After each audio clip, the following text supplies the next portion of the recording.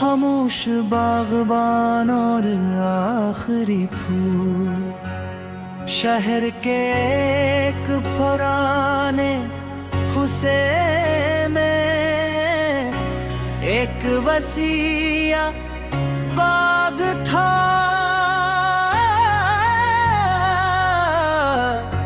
से रात भी ये बाग रंग बरनगे फूलों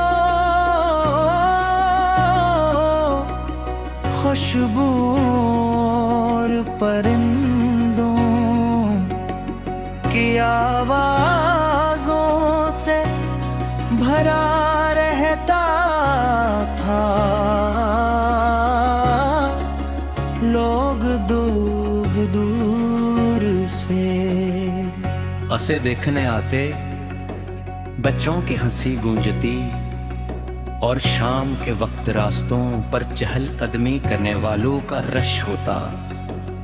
मगर वक्त के साथ सब कुछ बदल गया। मैंने पूछा, क्या वो दूल्हा गुस्से हुए जिस बाग में गया, हवा ठंडी थी और घास पर शबनम के कतरे चमक रहे थे। मैंने देखा कि पूरे बाग में अब बहुत कम फूल बाकी रह गए थे, मगर एक कोने में एक खूबसूरत सफी फूल खिला हुआ था। वो बाग के आखिरी फूलों में से एक था। उसके करीब ही बूढ़ा बागबान बैठा था। मैंने सलाम किया, इसने मुस्कुरा कर जवाब दिया और दोबारा फूल की तरफ देखने लगा।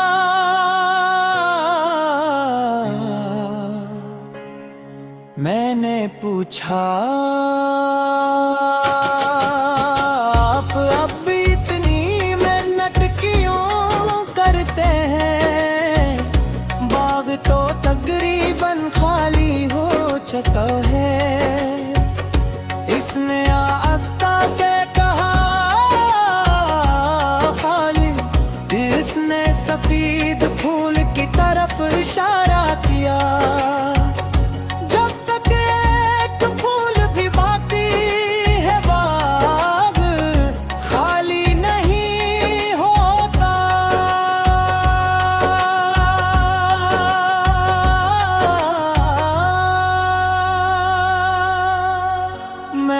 खामोश हो गया, उसका जवाब सादा था, मगर इसमें एक अजीब सी उम्मीद छुपी हुई थी।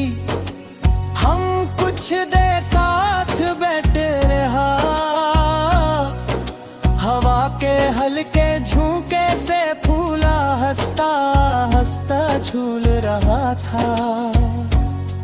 बूढ़ी ने कहा, लोग हमेशा ताता देखते हैं, मगर जिंदगी की खूबसूरती कभी कभी सिर्फ एक चीज में भी होती है। मैंने उसकी बात पर गौर किया, वाकई अक्सर हम जो बाकी है उसे नहीं देखते, जब हो गया है सिर्फ इसी का हिसाब रखते हैं। सूरज हंसता हंसता ऊपर आ रहा था,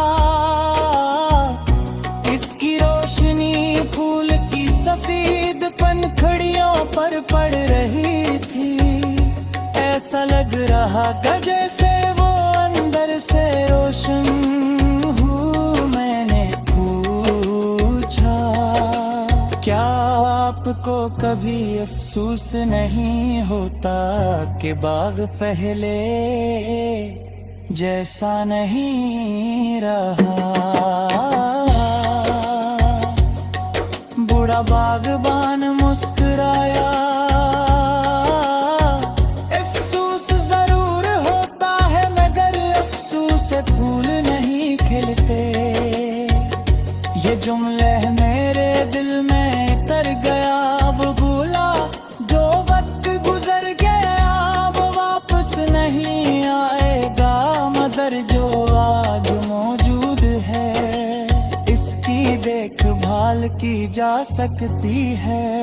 मैं खामोशी से सुनता रहा, कुछ देर बाद एक छोटी सी बच्ची बाग में दाखिल हुई। वो दौड़ती हुई इस फूल के करीब आई, इसकी आंखों में हैरत थी,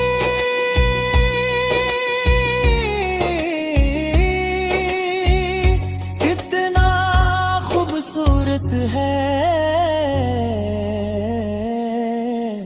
इसने खुशी से कहा, बूढ़ा बागबान मुस्कुरा दिया। बुच्ची ने फूल को हाथ नहीं लगाया, सिर्फ झुककर ऐसे गौर से देखा और फिर अपनी माँ के साथ वापस चली गई। बूढ़े ने आहिस्ता से कहा, देखा।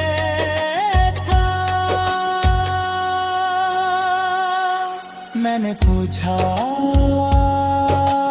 कि वो भूला